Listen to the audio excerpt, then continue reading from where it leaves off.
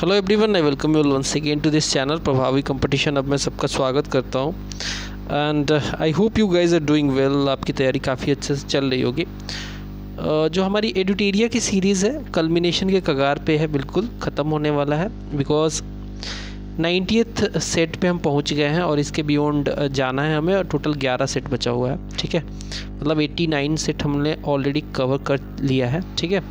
Total 5000 questions हैं इसमें, तो बहुत ही जल्दी से कम्प्लीटली कवर कर दिया जाएगा। तो चैनल पर नए हैं ज़रूर सब्सक्राइब कीजिए, बेल आइकन को भी प्रेस कीजिए ताकि ऐसे ही वीडियोस, इन्फॉर्मेटिव वीडियोस आपको कंटिन्यूसली मिलते रहे। थोड़ा सा नॉइजी रहेगा ये वीडियो, पहले ही डिस्क्लेमर में बोल देता हूँ हल्का सा, बिकॉज थोड़ा नॉइजी प्लेस में हुई मैं, बट एनीवे इतना ज़्यादा नॉइजी नहीं रहेगा कि आपको हियरिंग में प्रॉब्लम हो, ठीक है। स्टार्ट करेंगे 90th प्रैक्टिस सेट से। पहला क्वेश्चन लेते हैं, which one of the directive principles of state policy is not based on Gandhian philosophy. तो जो हमारा DPSP है वो 3 फिलोसफी पे बेस्ड है, जिसमें एक तो गांधीयन फिलोसफी ही है, दूसरा जो है सोशलिज्म के बेस्ड पे है, और तीसरा है लिबरल आइडियोलॉजी के बेस्ड पे है। तो ये तीनों पे बेस्ड कुछ DPSPs हैं। इसमें से पूछा गया है कि कौन सा गांधीयन फिलोसफी पे बेस्ड नहीं है। सो फॉर्मेशन ऑफ ग्राम पंचायत बिल्कुल गांधीयन फिलोसफी पे बेस्ड है। प्रमोशन ऑफ विलेज इंडस्ट्री, बिल्कुल गांधी जी प्रमोट करते थे इस चीज़ को कि हेवी इंडस्ट्री नहीं होना चाहिए, कॉटेज और विलेज इंडस्ट्री होनी चाहिए। Organization of agriculture and animal husbandry, बिल्कुल इनका ये फोकस था, तीनों फोकस था। ये जो चौथा है ना, protection of workers, this is under socialist philosophy, ठीक है। तो ये सोशलिस्ट फिलोसफी का पार्ट है DPSP में, ना कि गांधीयन फिलोसफी का। तो हमारा सही आंसर होगा D। नेक्स्ट क्वेश्चन है, on the basis of whose recommendations the central government gives grant in aid to states from the consolidated fund of India. तो 2 तरीके के फंड होती हैं, एक तो होता है कंसोलिडेटेड फंड ऑफ इंडिया और एक होता है कॉन्टीजेंसी फंड ऑफ इंडिया। तो कंसोलिडेटेड फंड ऑफ इंडिया से जो पैसा निकलता है ग्रांट इन एड के तौर पे, तो किसके रिकमेंडेशन पे ये निकलता है? तो करेक्ट आंसर होगा ये फाइनेंस कमीशन के रिकमेंडेशन पे निकलता है। फाइनेंस कमीशन की बात करें तो ये एक कॉन्स्टिट्यूशनल बॉडी है। 280 आर्टिकल के तहत प्रेसिडेंट हर 5 साल बाद एक फाइनेंस कमीशन बनाते हैं, जो कि 5 साल तक लगातार काम करती है और अपना रिकमेंडेशन देती है। Who is called the chief legal adviser to the government of India. Government of India के सबसे बड़े वकील या फिर चीफ लीगल एडवाइज़र कह सकते हैं कि अटॉर्नी जनरल ऑफ इंडिया को बोलते हैं हम, ठीक है। AGI जो होते हैं, अटॉर्नी जनरल ऑफ इंडिया, सरकारी सबसे बड़े वकील होते हैं सरकार के, ठीक है। The sore test is experienced due to the presence of which acid in beverage like Coca-Cola। Coca-Cola में कौन सा एसिड होता है जिसकी वजह से हमें थोड़ा सा सोर टेस्ट आता है? तो ये जो एसिड है इसका नाम है phosphoric acid. Anti particle of electron क्या होते हैं? एंटी पार्टिकल ऑफ इलेक्ट्रॉन क्या होते हैं? करेक्ट आंसर होगा इसका, ये होते हैं पॉजिट्रॉन। ये होते हैं anti particle of electron, that is called positron. Which of the following, मतलब क्योंकि देखते हैं ना, इलेक्ट्रॉन जो होता है वो नेगेटिव चार्ज होता है, बट पॉजिट्रॉन जो होता है वो पॉजिटिवली चार्ज होता है। और नेगेटिव पॉजिटिव हमेशा एक दूसरे को रिपेल करते हैं, अट्रैक्ट करते हैं, सॉरी एंटी पार्टिकल बोलेंगे, बिकॉज नेगेटिव होगा तो सेम होगा और नेगेटिव पॉजिटिव होगा तो पॉजिटिव वाला जो होगा एंटी पार्टिकल कहलाएगा। विच of the following substance is not a protein. कौन सा सब्सटेंस इसमें से प्रोटीन नहीं है? तो 6th का correct answer will B cotton. Cotton is a fibre, cotton is a fibre not a protein, ठीक है। अगला सवाल, विच of the following is not a substance that conduct both oxidation and reduction. तो 7th का correct answer will B nitric acid.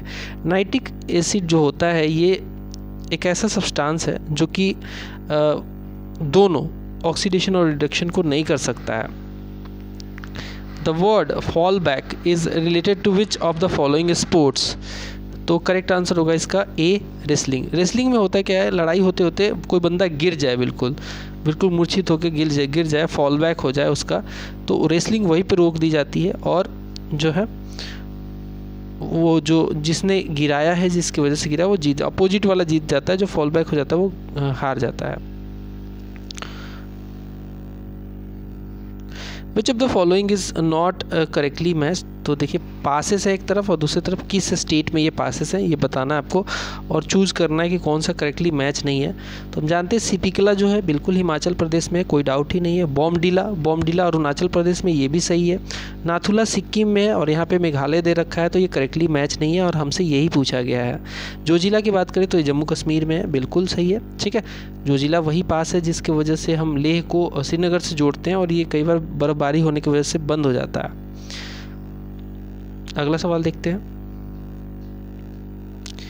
Which soil is found in the largest land area in India. India में नदियाँ सबसे ज़्यादा soil का formation का काम करती हैं और वो जो सॉयल बनाती है उसे एलुवियल सॉयल कहते हैं। तो इसीलिए सबसे ज़्यादा जो लैंड एरिया है वो एलुवियल सॉयल का है। करेक्ट आंसर होगा A. Which of the following is not a tropical grassland. दो तरीके के मेनली ग्रासलैंड होते हैं, एक ट्रॉपिकल ग्रासलैंड होता है, एक टेम्परेट होता है। ठीक है, ट्रॉपिकल ग्रासलैंड और टेम्परेट ग्रासलैंड में बांटा गया है वर्ल्ड में ग्रासलैंड्स को। तो जो ट्रॉपिकल ग्रासलैंड इसमें से नहीं है वो आपको बताना है। तो नहीं है वो है पंपास। पंपास एक टेम्परेट ग्रासलैंड है। पंपास एक टेम्परेट ग्रासलैंड है जो कि अर्जेंटीना में पाया जाता है। Where is the national environment engineering research institute NEERI located.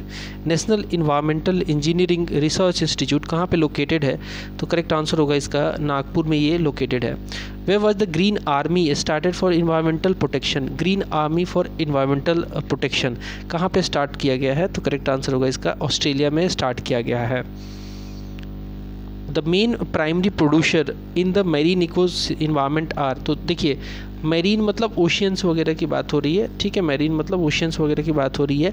तो वहाँ पे मेन प्रोड्यूसर क्या है, कौन सा है जो कि मेन प्रोड्यूसर है और जिसकी वजह से पूरा जो है सिस्टम वहाँ पे चल रहा है, फूड का सिस्टम। तो प्राइमरी प्रोड्यूसर जो होता है मैरीन इन्वायरमेंट में वो होता है फिटोप्लैंक्टन।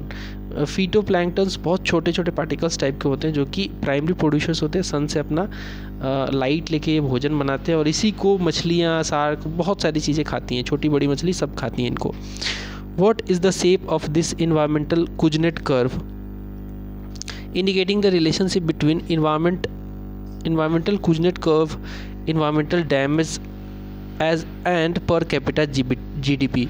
तो होता क्या है कि जब हम per capita GDP gross development product जब हम इंक्रीज़ करते हैं, बेसिकली हम प्रोडक्शन को बढ़ा रहे हैं, तो हमारा कहीं ना कहीं इन्वायरमेंट को जो डैमेज पहुंचता है उसको एक कर्व में दिखाया जाता है जिसे हम कुजनेट कर्व कहते हैं। तो इस केस में पूछा जा रहा है कि उस कुजनेट कर्व का शेप क्या होगा, उस कुजनेट कर्व का शेप क्या होगा? तो करेक्ट आंसर है इसका, उसका शेप जो होगा वो होगा अपसाइड डाउन यू शेप, ऐसा कुछ। ठीक है, होगा। Which of the following civilizations was famous for its town planning. तो हम जानते हैं कि इंडस वैली सिविलाइजेशन जो थी वो नगरीय सभ्यता थी या फिर टाउन प्लानिंग के लिए काफ़ी फेमस थी, क्योंकि वहाँ पे जो सड़कें हैं बिल्कुल प्लान की गई थी स्क्वायर में, बिल्कुल एक दूसरे को सड़कें जो है 90 डिग्री के एंगल पे काटती थी और सब कुछ नालियाँ पहले से प्लान की गई थी और पूरा ही प्लानिंग के हिसाब से सिटी बना था और ये टाउन प्लानिंग था। ठीक है, तो करेक्ट आंसर होगा 16th का डी।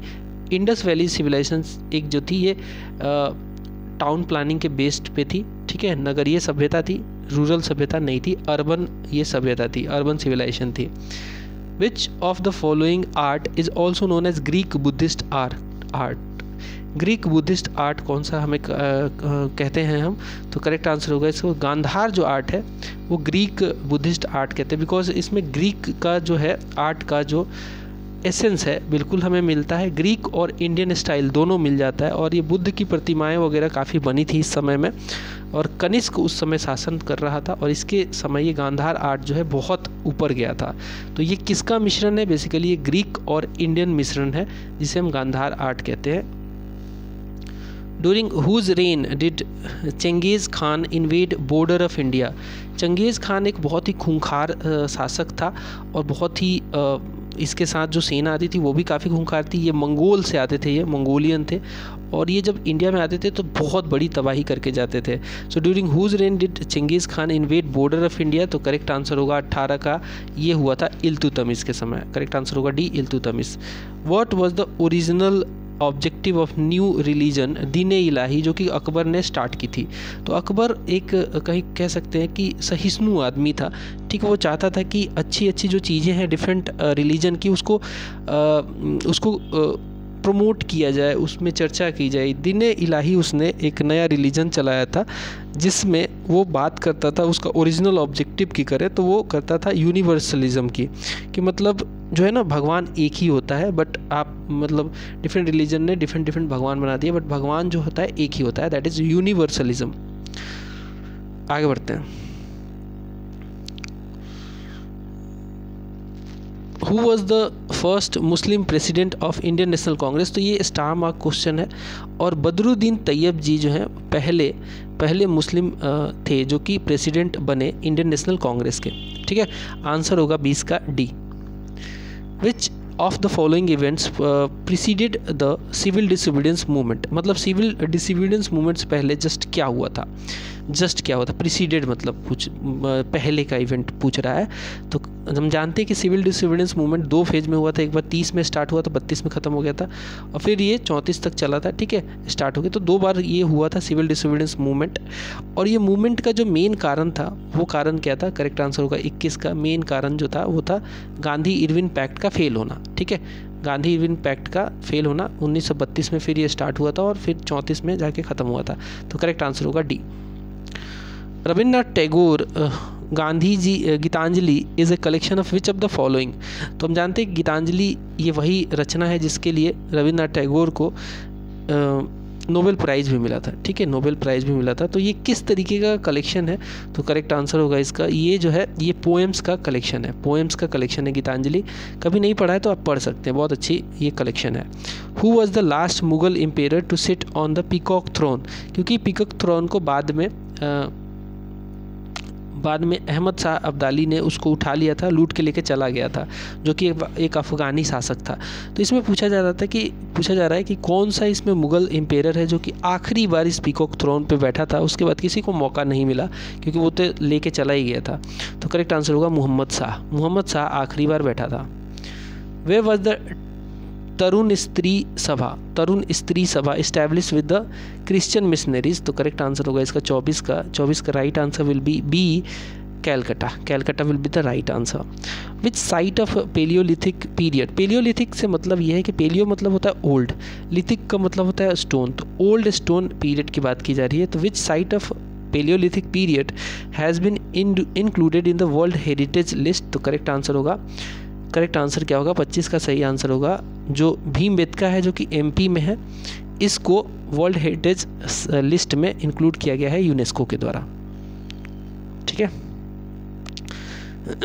अगला सवाल देखते हैं। Who oppose the plant development in India? किसने प्लांट डेवलपमेंट इन इंडिया को अपोज किया था?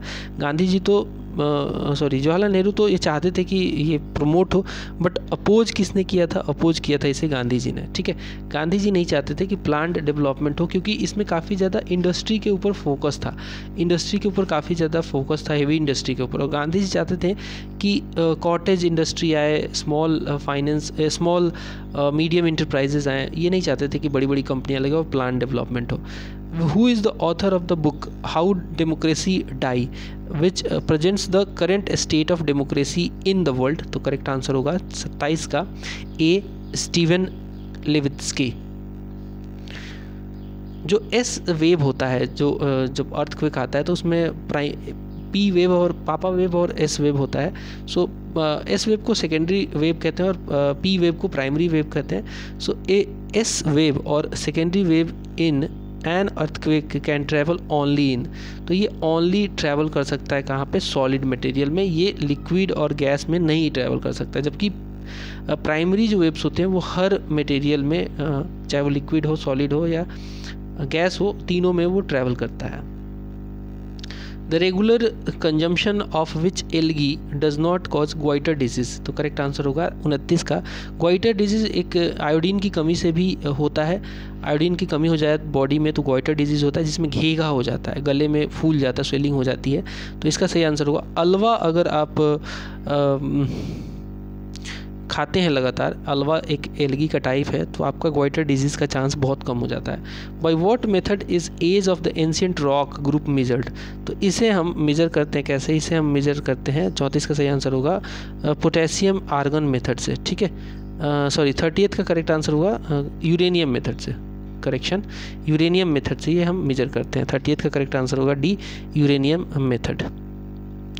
अगला सवाल 31, what is known as muriatic acid, muriatic acid के नाम से हम किसको जानते हैं, तो बहुत फेमस सवाल है। HCl हाइड्रोक्लोरिक एसिड को हम म्यूरियाटिक एसिड भी बोलते हैं, ठीक है, HCl को हम म्यूरियाटिक एसिड भी बोलते हैं। केमिस्ट्री का सवाल है, which of the following is not extracted bye electrolysis method, electrolysis में मेथड में क्या होता है, इलेक्ट्रिसिटी को प्रवाह करके हम लोग एक्सट्रैक्ट करते हैं चीज़ों को, एक ओर से निकालने की चीज़ है, ठीक है, ओर से आप अगर पार्टिकुलर किसी मिनरल को निकालते हैं तो उसके लिए आपको इलेक्ट्रोलिसिस का यूज़ करना पड़ेगा, वो कौन सा एलिमेंट होगा, तो करेक्ट आंसर होगा 32 का डी AG, ठीक है।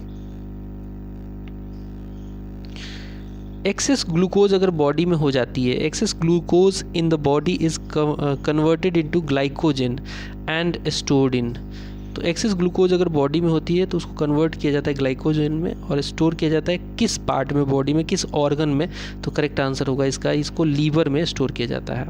What are the products made during the photosynthesis, photosynthesis एक प्रोसेस है जिसके द्वारा प्लांट्स जो हैं अपना फूड बनाते हैं, ठीक है, सन से लाइट लेकर और CO2 रिलीज़ कर एब्जॉर्ब करके ऑक्सीजन रिलीज़ करते हैं, तो तमाम चीज़ें होती है इसमें। What does the product made during the photosynthesis, तो सबसे पहले तो क्या बनता है इसमें, सबसे पहले बनता है इसमें ग्लूकोज, वाटर और ऑक्सीजन, आंसर होगा ए, ठीक है।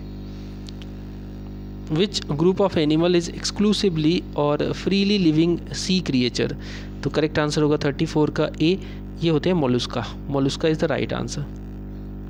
Which of the following is not correctly matched, तो एक तरफ देखिए, एक तरफ क्या दे रखा है, पेंसिलिन है, स्मॉल पॉक्स वैक्सीन की खोज किसने की थी, न्यूक्लियस की खोज किसने की थी, तो खोज करता एक तरफ है और दूसरी तरफ क्या उन्होंने खोज किया है ये बताना है आपको करेक्टली मैच करके, और इसमें कौन सा नहीं मैच है वो बताना है। तो जो नहीं मैच है वो देख लेते हैं। न्यूक्लियस की खोज फेलिक फोंटाना ने किया था, ये सही है। रिकर्सन प्रिंसिपल का खोज जो है अर्नेस्ट हेकल ने किया था, ये भी सही है। पेंसिलिन का खोज जो है ये वेल्दर फ्लेमिंग ने नहीं किया था, करेक्ट आंसर होगा हमारा सी, यही गलत है, ठीक है, और गलत ही पूछा है। स्मॉल पॉक्स वैक्सीन का हम सब जानते हैं कि एडवर्ड जेनर ने खोज किया था। On whose recommendation was the inter state council established in the year 1990, तो ये जो है इंटर स्टेट काउंसिल बहुत इंपॉर्टेंट होती है कोऑपरेशन बनाने में और कोऑपरेटिव फेडरलिज्म बनाने में, कह सकते हैं। सेंटर और स्टेट में भी ये एक सामंजस्य बनाए रखती है और इंटर स्टेट काउंसिल भी, इंटर स्टेट मतलब स्टेट के बीच में भी सामंजस्य बनाने के लिए ये 1990 में इस्टेब्लिश की गई थी। तो वो किसके रिकमेंडेशन पे की गई थी, तो करेक्ट आंसर होगा 37 का सरकारिया कमीशन, जिसने अपना रिपोर्ट 1987 में जमा कर दिया था। 1983 में इसको फॉर्म किया गया था, बट 1987 में इसने अपना रिपोर्ट दे दिया था। उसी के रिपोर्ट के बेसिस पे, उसके रिकमेंडेशन के बेसिस पे इंटर स्टेट काउंसिल का इस्टेब्लिशमेंट हुआ था 1990 में। Which of the following subject are included under the concurrent list, तो 3 तरीके के लिस्ट होती हैं, एक होता है यूनियन लिस्ट, दूसरा होता है स्टेट लिस्ट और तीसरा होता है कंकरेंट लिस्ट। ये तीनों लिस्ट जो है मेंशन की गई हैं 7वीं अनुसूची यानी कि 7th शेड्यूल में। तो कंकरेंट लिस्ट में कुछ सब्जेक्ट है, कौन सा सब्जेक्ट इसमें से है जो कि कंकरेंट लिस्ट में इंक्लूडेड है, आपको बताना है। तो एजुकेशन बिल्कुल कंकरेंट लिस्ट का ही पार्ट है, और इसके अलावा जो है फॉरेस्ट भी है, फैमिली प्लानिंग भी है, पब्लिक हेल्थ जो है ये स्टेट का इशू है, स्टेट का लिस्ट में मेंशन किया गया है। तो 4 छोड़ के बाकी तीनों है, तो करेक्ट आंसर होगा 1 2 3, यानी कि आंसर होगा हमारा D. Which of the following is true about the governor, governor जो होते हैं एक सेंटर के रिप्रेजेंटेटिव टाइप का, सेंटर के रिप्रेजेंटेटिव होते हैं स्टेट में, जो कि सेंटर को स्ट्रॉन्ग बनाने का काम करते हैं। तो इनमें से कौन सा जो है गवर्नर के बारे में सही है पूछा गया है। तो पहला देखिए, he is part of legislature, he hold office during the pleaser of president, बिल्कुल सही है। ही cannot pardon the death penalty, ठीक है। तो देखते हैं 39 का करेक्ट आंसर होगा, तीनों सही है, तीनों सही है। ये पार्डन नहीं कर सकते डेथ पेनाल्टी को, पार्डन करना डेथ पेनाल्टी को ओनली पावर है किसके पास, प्रेसिडेंट के पास, बाकी सब सही है। Which of the following pairs is not correctly matched. एक तरफ है स्टेट और दूसरा तरफ है उनका इस्टेब्लिशमेंट कब हुआ था। तो नागालैंड का इस्टेब्लिशमेंट 1963 में हुआ था, ये तो बिल्कुल सही है, तो ये तो सही है। जो नहीं सही है वो हमें पकड़ना है। गोवा 1987 में स्टेटहुड का दर्जा मिल गया था इसको। सिक्किम का जो हुआ था स्टेट बना था ये 74 में नहीं 1975 में बना था, तो करेक्ट आंसर होगा सी गलत है। मिजोरम 1987 में बना था, ये भी सही है। Remember that by creating a separate constituency, we are sowing the seed of such a deadly poison whose harvest will be very bitter. Who said this statement and addressed to whom? तो ये जो statement है कि remember that by creating a separate constituency, we are sowing the seeds of such a deadly poison whose harvest will be very bitter. तो ये किसने कहा था और किससे कहा था पूछा गया है। तो ये तो सबसे पहले जानिए कि इंडिया के सेक्रेटरी थे लॉर्ड मॉर्ले, ठीक है, और इन्होंने वायसराय लॉर्ड मिंटो को कहा था, ठीक है, वायसराय लॉर्ड मिंटो को कहा था, क्योंकि लॉर्ड मिंटो को कहा जाता है फादर ऑफ इंडियन कम्युनलिज्म, ठीक है। कम्युनलिज्म जो भारत में फैला वो यही फैलाए थे, क्योंकि 1909 में जो गवर्नमेंट ऑफ इंडिया एक्ट आया था उसमें प्रावधान दिया गया था कि जो मुस्लिम हो गए उनके लिए सेपरेट इलेक्टोरेट जो है लाया जाएगा, ठीक है। तो ये इसी वजह से इंडियन सेक्रेटरी उस समय थे लॉर्ड मॉर्ले, इन्होंने कहा था वायसराय को कि भैया जो क्रिएट कर रहे हो separate constituency, we are sowing the seeds of such a deadly poison whose harvest will be very bitter, ये कहा था इन्होंने। Through which of the following bonds Indian institutions can raise money from foreign markets in the rupee instead of foreign currency. तो ये हम बोलते हैं मसाला bond. मसाला bond एक ऐसा बॉन्ड होता है जिसके द्वारा जो इंडियन इंस्टीट्यूशंस हैं वो मनी रेज कर सकते हैं फॉरेन मार्केट में, फॉरेन की करेंसी में नहीं, अपने रुपया में रेज कर सकते हैं। तो ये बहुत इंपॉर्टेंट है मसाला बॉन्ड, ठीक है। अगला है who supported the policy of providing urban facilities in rural areas. तो ये सही आंसर होगा इसका, ये सही आंसर होगा APJ Abdul Kalam. Which of the following is the active means of production? Active means of production और passive means of production, दो तरीके के means of production होते हैं। तो हम जानते हैं कि एक्टिव means of production जो होता है वो होता है लेबर, बाकी सब पैसिव होते हैं। जैसे कि कैपिटल ज़रूरी है किसी भी चीज़ का प्रोडक्शन करना, बिना कैपिटल के हो ही नहीं सकता है। लैंड चाहिए अगर कुछ प्रोड्यूस कर रहे हो, कंपनी लगाओगे, तमाम चीज़ें, ऑर्गेनाइजेशन भी चाहिए, बट जो ये सब पैसिव मीन्स ऑफ प्रोडक्शन है। बट एक्टिव मीन्स ऑफ जो प्रोडक्शन है वो लेबर सीधा इन्वॉल्व होता है और वही सब काम करता है। अगला क्वेश्चन है, तो अगला सवाल है सर्विस टैक्स जो कि इंट्रोड्यूस हुआ था इंडिया में on the recommendation of which of the following committee. Service tax जो है इंट्रोड्यूस हुआ था इंडिया में किस कमेटी के रिकमेंडेशन पे। तो करेक्ट आंसर होगा इसका, ये था Raja Chelliah committee. The session of the Indian National Congress in which Vande Mataram जो है सॉन्ग संग किया गया था for the first time, this was presided over by which president. तो उस समय जो वंदे मातरम जो गाया गया था तो कांग्रेस के प्रेसिडेंट थे, करेक्ट आंसर होगा बी रहीमतुल्ला एम सयानी। ये बार बार पूछा जाता है। गांधी जी की ऑटोबायोग्राफी जो है the story of my experiments with truth was originally written in Gujarati and इसे ट्रांसलेट किया गया था इंग्लिश में। ये किसके द्वारा किया गया था। तो ये किया गया था महादेव देसाई के द्वारा, Mahadev Desai. Which pass of India has been renamed as Atal tunnel. तो अटल टनल जो है एक नया नाम रखा गया है, रीनेम किया गया है रोहतांग पास को। Where is the headquarter of new development bank. NDB bank जो होता है न्यू डेवलपमेंट बैंक, इसे ब्रिक्स नेशन ने मिलके बनाया है। ब्रिक्स नेशन ने यानी कि ब्राज़ील, रसिया, इंडिया और चाइना और साउथ अफ्रीका ने मिलके इसे बनाया है। एंड ये जो है हेडक्वार्टर कहाँ पे है। तो करेक्ट आंसर होगा ये है संघाई जो कि है चाइना में। Which is the least populated district in ascending order, बढ़ते क्रम में, of Bihar as per 2011 census. तो करेक्ट आंसर होगा इसका 50 का सी। सबसे कम पॉपुलेशन है शेखपुरा का, फिर है शिवहर का। लिस्ट पॉपुलेशन की बात की जा रही है डिस्ट्रिक्ट में, तो सबसे कम पॉपुलेशन शेखपुरा की है, फिर शिवहर की है, उसके बाद अरवल और फिर लास्ट में आता है लखीसराय। तो चलिए अब हम देख लेते हैं fact to remember. Life span जो होता है रेड ब्लड कॉर्पुलेशंस का, तो इसका लाइफ कितना होता है, ये 20 से 120 दिन तक जीवित रहता है आरबीसी, ठीक है, रेड ब्लड कॉर्पुलेशंस बोलते हैं। लाइफ स्पैन जब वाइट ब्लड सेल कॉर्पुलेशंस की बात करें डब्ल्यूबीसी की, तो ये कम होता है, काफ़ी कम होता है, मात्र 2 से 4 दिन होता है। एंड नंबर ऑफ जो बोन्स होते हैं ह्यूमन स्कल में, ह्यूमन स्कल मतलब खोपड़ी की बात की जा रही है, खोपड़ी की, खोपड़ी आप तोड़ देंगे है ना, तो खोपड़ी में कितना जो है बोन होता है, टोटल 8 बोन होता है। वही अगर बात करें number of ribs in the human body, तो टोटल 24 होते हैं ये। नंबर ऑफ मसल्स की बात करें ह्यूमन बॉडी में, तो ये टोटल 639 होते हैं। एंड नंबर ऑफ क्रोमोजोम्स की बात करें ह्यूमन बॉडी में, तो ये होते हैं 46, ठीक है, पेयर में होते हैं 23 पेयर में। तो नंबर ऑफ वर्टिब्रे बात करें ह्यूमन बॉडी में, तो टोटल ये 33 होते हैं। एंड टोटल टाइम जो लगता है taken for blood circulation in human body, ये 23 सेकेंड लगता है, एक सर्कुलेशन ब्लड सर्कुलेशन होने में 23 सेकेंड लगता है। नॉर्मली जो वॉल्यूम होता है ब्लड का इन द ह्यूमन बॉडी वो कितना होता है, तो हमारे ह्यूमन बॉडी में एवरेज जो होता है नॉर्मली वो 5 से 6 लीटर का ब्लड होता है।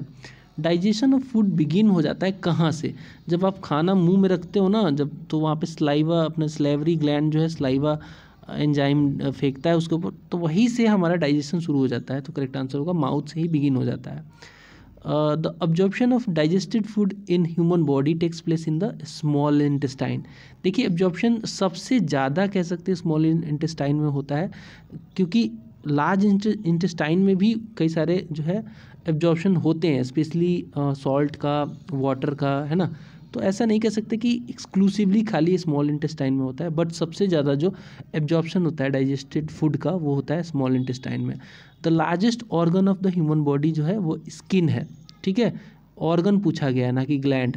लार्जेस्ट ऑर्गन पूछा जाए तो स्किन है, और लार्जेस्ट ग्लैंड पूछा जाए तो लीवर है, ठीक है, इसमें कंफ्यूज नहीं होना है। स्मॉलेस्ट ग्लैंड पूछा जाए तो पिट्यूटरी ग्लैंड है, और लार्जेस्ट बोन पूछा जाए तो जो जांघ की, जो जंघाओं की जो हड्डी होती है जिसे हम फेमूर कहते हैं, वो लार्जेस्ट बोन है। स्मॉलेस्ट बोन अगर बात करें ह्यूमन बॉडी में तो स्टेप्स हैं, ये कान में पाए जाते हैं, ठीक है, स्टेप्स। और वही बात करें the joint of muscle and bone, उसे हम क्या कहते हैं, उसे हम कहते हैं टेंडोन, जहाँ पे मसल और जो चीज़ मसल और बोन को ज्वाइन करता है उसे टेंडोन बोलते हैं। अगला है the joint of bone and bone is called, इसे हम बोलते हैं लिगामेंट्स। जैसे कि हम जानते हैं कि पैर का लिगामेंट होता है, बोन से बोन को जोड़ता है। प्रोटीन डिफिशियंसी अगर हो जाती है चिल्ड्रन में तो क्या डिजीज़ होती है, तो उनको हो सकती है क्वासिक्योर या फिर मैरास्मस। तो होता क्या, क्वासिक्योर में हाथ पैर बिल्कुल पतले हो जाएंगे और पेट पे थोड़ा सा पेट फूल जाएगा, तो ये बहुत ही मतलब माल न्यूट्रिशन, अच्छा नहीं लगता है बंदा। Vitamin D deficiency causes disease in children, क्या डिजीज़ होता है, रिकेट्स होता है। विटामिन डी की कमी होगी तो हड्डी का रोग हो जाता है जिसे रिकेट्स बोलते हैं। The disease that occur in adults due to deficiency of vitamin D, adult की बात हो रही है, बच्चों में तो रिकेट्स होता है, अगर एडल्ट में विटामिन डी की कमी हो जाए तो उसको हो जाता है ऑस्टियोमलेशिया, ऑस्टियोमलेशिया। तो हमारा यहाँ पे गाइज 90th सेट ख़त्म होता है, 91st स्टार्ट करते हैं और इसे कवर करते हैं। तो 91st जो सेट है उसका पहला क्वेश्चन है, money is the most liquid of all asset. Liquidity का मतलब ये होता है कि मान लीजिए कोई आपने लैंड खरीद लिया, तो है तो एसेट वो भी, लेकिन वो किस तरीके का है, फिक्स्ड एसेट है, लिक्विड नहीं है, क्योंकि उसको अगर आपको कैश में कन्वर्ट करना होगा तो आपको बहुत टाइम लगेगा, उसको ग्राहक ढूंढिए फिर बेचिए। तो ऐसी जो प्रॉपर्टी होती है, जो एसेट होते हैं, वो उसे थोड़ा सा हम नॉन लिक्विड बोलते हैं। लेकिन जो सबसे ज़्यादा लिक्विड होता है मनी ही होता है, खुद पैसा ही है, उसको क्या कन्वर्ट करोगे, तो सबसे ज़्यादा लिक्विड ही है। सो क्यों ये सबसे ज़्यादा लिक्विड होता है ये पूछा जा रहा है, बिकॉज आंसर होगा इट इज़ यूनिवर्सली एक्सेप्टेड। हर आदमी पैसे को एक्सेप्ट कर लेता है, बट अगर लैंड को आप देने जाओगे कि भैया मुझे ये रिक्वायरमेंट है, मुझे ये दे दो, मेरा लैंड ले लो, तो कोई नहीं एक्सेप्ट करेगा। अगर आप कार खरीदना चाहते हो तो आप वहाँ पे थोड़ी ना बोलोगे मेरा 1 कट्ठा का प्लॉट है, आप वो ले लो, मुझे कार दे दो, कोई नहीं एक्सेप्ट करेगा। लेकिन आप पैसा लेके जाओगे तुरंत एक्सेप्ट कर लेगा, क्योंकि वो सबसे ज़्यादा लिक्विड होता है और यूनिवर्सली एक्सेप्टेड होता है। Capitalist economy is also known by which of the following other names. तो करेक्ट आंसर होगा कैपिटलिस्ट इकोनॉमी को हम मार्केट इकोनॉमी भी बोलते हैं, करेक्ट आंसर होगा दूसरा का बी, ठीक है। और सोशलिस्ट इकोनॉमी जो होती है वहाँ पे गवर्नमेंट का रोल बहुत ज़्यादा होता है, मार्केट उसको रेगुलेट नहीं करता है। लेकिन जो कैपिटलिस्ट इकोनॉमी है वहाँ पे मेन मैकेनिज्म जो है वो मार्केट का है, ठीक है। और लेजिस फेयर बोलते हैं, मतलब एग्जिस्टेंस ऑफ फ्री प्रॉपर्टी होती है कैपिटलिस्ट इकोनॉमी में। Which of the following infrastructure sector of India is related to Sagarmala project. Sagarmala project में क्या बनाएंगे, तो हम जानते हैं कि सागरमाला तो पोर्ट एरिया बनेगा ना, तो करेक्ट आंसर होगा थर्ड का डी। सागर के पास क्या बनता है, पोर्ट एरिया बनता है। What is the magnetic nature of diamagnetic material, तो डाई मैग्नेटिक मटेरियल का जो मैग्नेटिक नेचर होता है वो होता है कैसा, वो होता है नेगेटिव होता है, ठीक है। एक होता है पैरामैग्नेटिक, एक होता है मैग्नेटिक और एक होता है डाई मैग्नेटिक का जो मैग्नेटिक नेचर होता है वो नेगेटिव होता है। Which of the following has the highest refractive index, तो सबसे ज़्यादा जो रिफ्रैक्टिव इंडेक्स होता है वो होता है किसका, 5 का आंसर होगा कार्बन डाई सल्फाइड का।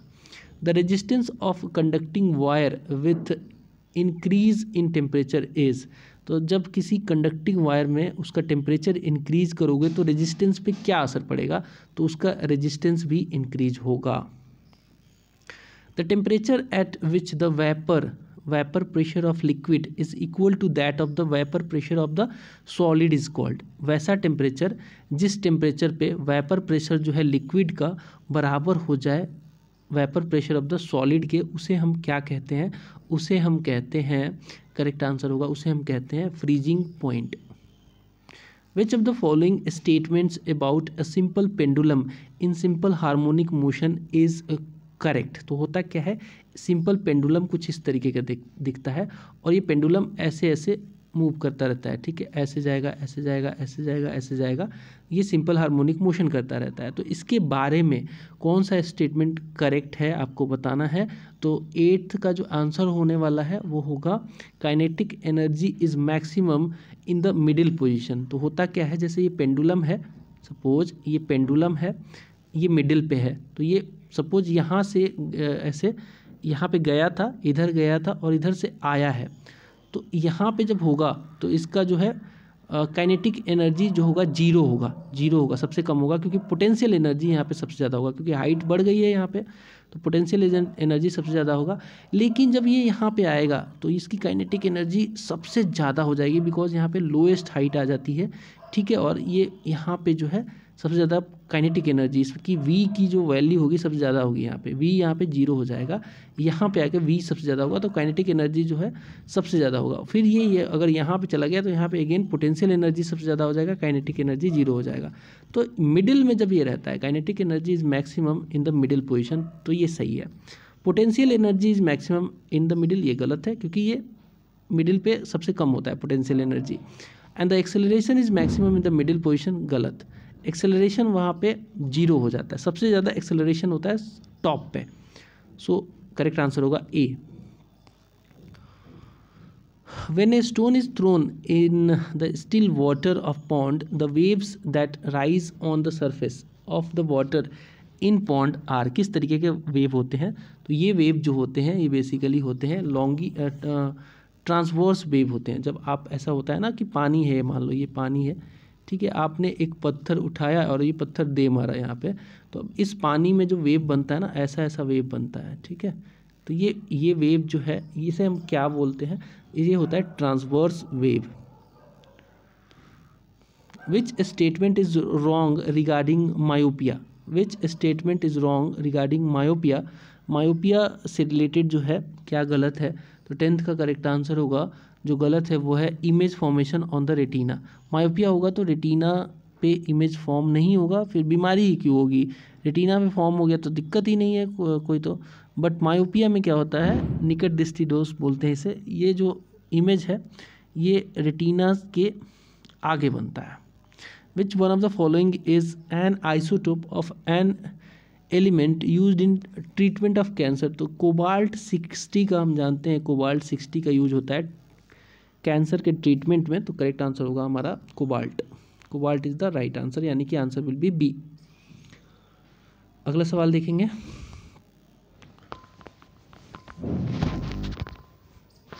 अगला सवाल है which part of cinchona gives medicine. Cinchona से मेडिसिन बनता है और वो जो पार्ट है जो मेडिसिन बनाने का काम करता है वो उसका छाल होता है। दालचीनी को सिंकोना बोलते हैं, उसकी छाल जो होती है उससे मेडिसिन बनता है, ठीक है, यानी कि bark. Which statement is wrong regarding eukaryotic cell. दो तरीके के सेल होते हैं, एक प्रोकैरियोटिक होता है और एक होता है eukaryotic.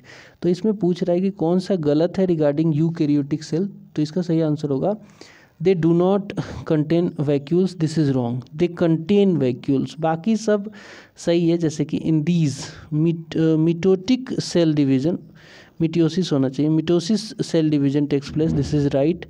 In these respiratory system is located in the mitochondria, this is also true. They contain 80S type of ribosome, this is also true.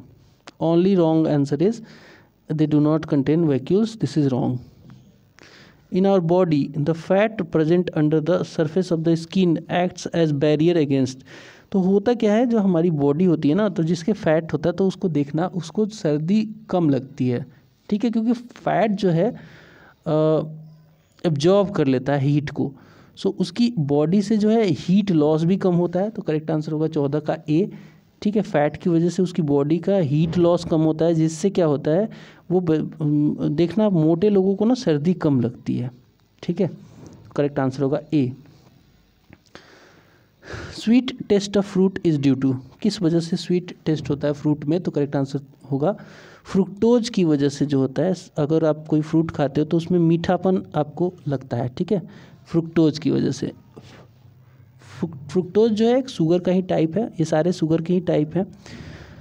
Which of the following is not correctly matched. एक तरफ है theories वगैरह ये सब खोज करता, और किसने खोज किया, सेल थ्योरी किसने दी थी, लाइजोसोम की खोज किसने की थी, इंसुलिन की खोज किसने की थी, और ब्लड सर्कुलेशन की खोज किसने की थी।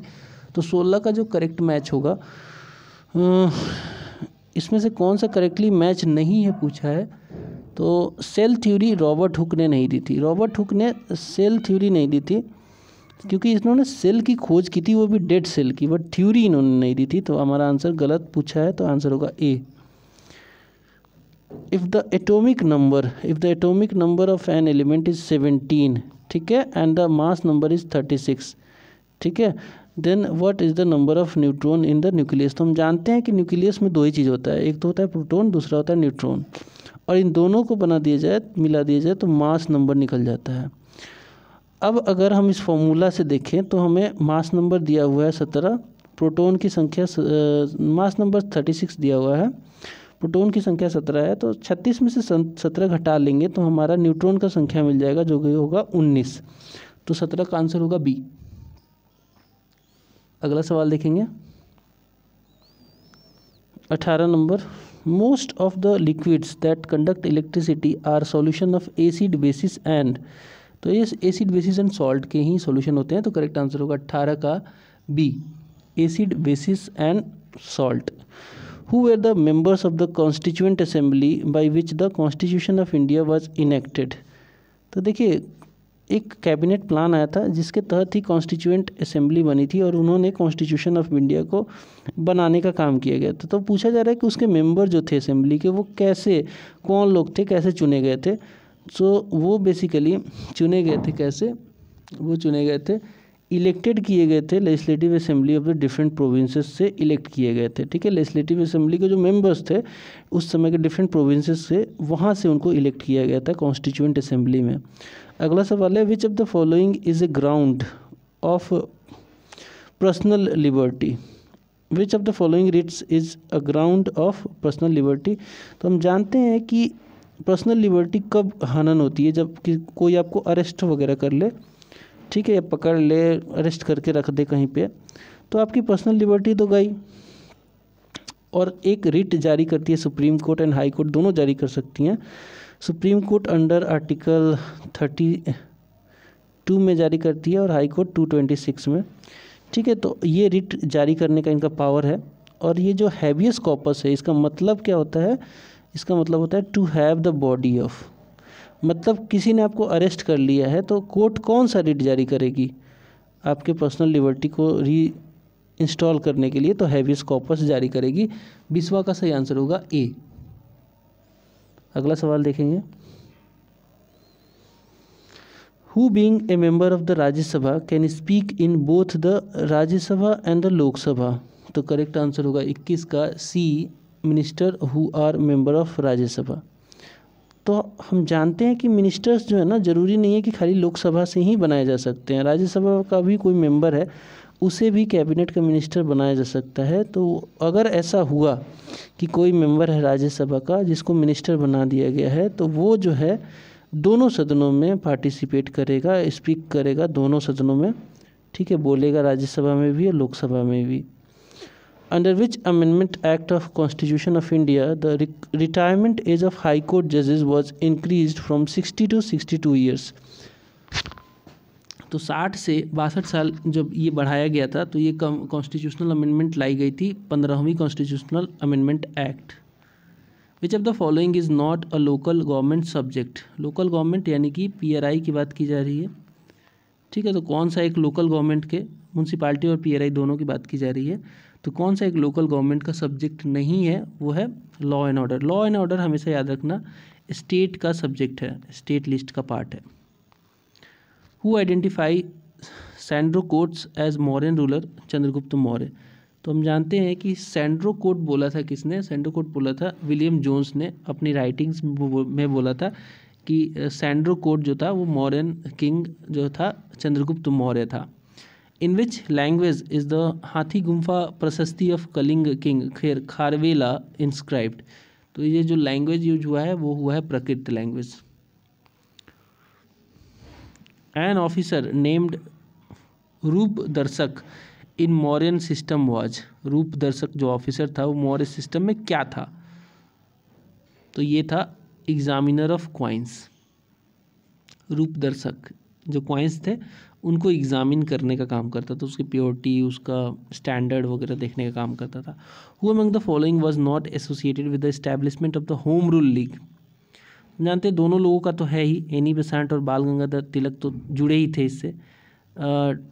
इन दोनों में से बताना है कि कौन से जो है एसोसिएटेड नहीं थे, तो करेक्ट आंसर होगा TS एल्कोट इससे संबंधित नहीं थे। करेक्ट आंसर होगा 27 का A।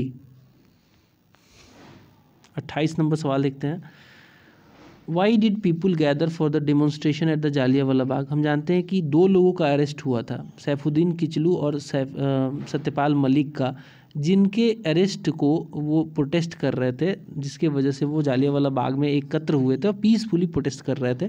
बट जनरल डायर ने उसे बंद करा दिया। जालियांवाला बाग में एक ही गेट था और इन लोगों के ऊपर जो कि पीसफुली प्रोटेस्ट कर रहे थे, इनके ऊपर ओपन फायर खोल दिया, जिससे कि बहुत लोगों की जाने गई। कुछ लोग की जान डायरेक्ट गोली लगने से चली गई और कुछ लोग तो कुआं था उसमें कूद के मर गए थे।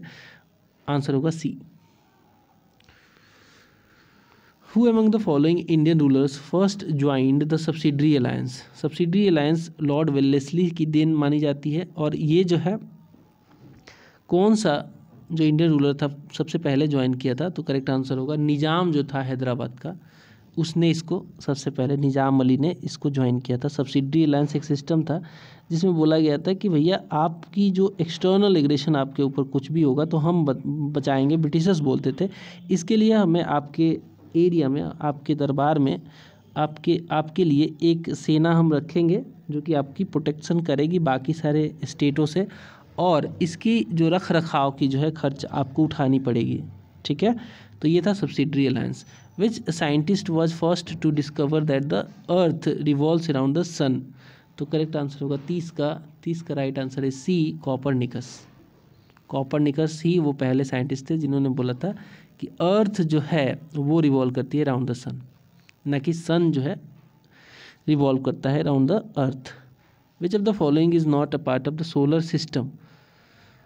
तो सोलर सिस्टम में प्लैनेट तो होते ही हैं, ठीक है, कोमेट भी होते हैं, एस्टेरॉइड भी होते हैं, नेबुला नहीं होता है। तो 31 का सही आंसर होगा D, nebula is not the part of solar system. The scientist who studies about the weather is called. Weather पढ़ने वाले को क्या बोलते हैं, तो हम जानते हैं कि वेदर की जो स्टडी करते हैं उन्हें मेट्रोलॉजिस्ट बोलते हैं। तो 32 का सही आंसर होगा D, मेट्रोलॉजिस्ट। मेट्रोलॉजी डिपार्टमेंट, मौसम डिपार्टमेंट सभी जानते होंगे। What is the name of the mid latitude grassland in the south America. South America के मिड लैटिट्यूड ग्रासलैंड को हम बोलते हैं पम्पास। करेक्ट आंसर होगा 33 का सी, पम्पास। स्पेशली अर्जेंटीना में ये है। Which of the following is an example of an artificial ecosystem. Artificial ecosystem एक ऐसा इकोसिस्टम होता है जो कि मैन मेड होता है, नेचुरली नहीं होता है। तो पैडी फील्ड हम जानते हैं कि आदमी पैडी फील्ड में क्या करता है, पैडी फील्ड में उसको पहले तो उसको खेत को बढ़िया उसको खुरेचता है, उसको जोतता है, फिर उसको फील्ड को तैयार करता है, फिर उसमें पैडी लगाता है। तो ये एक आर्टिफिशियल हो गया ना, आर्टिफिशियल इकोसिस्टम। तो 34 का करेक्ट आंसर होगा ए। बाकी आप जानते हैं मिडो, लेक, फॉरेस्ट जो नेचुरली बनते हैं। What is the correct sequence of the different components in the food chain of the grassland ecosystem?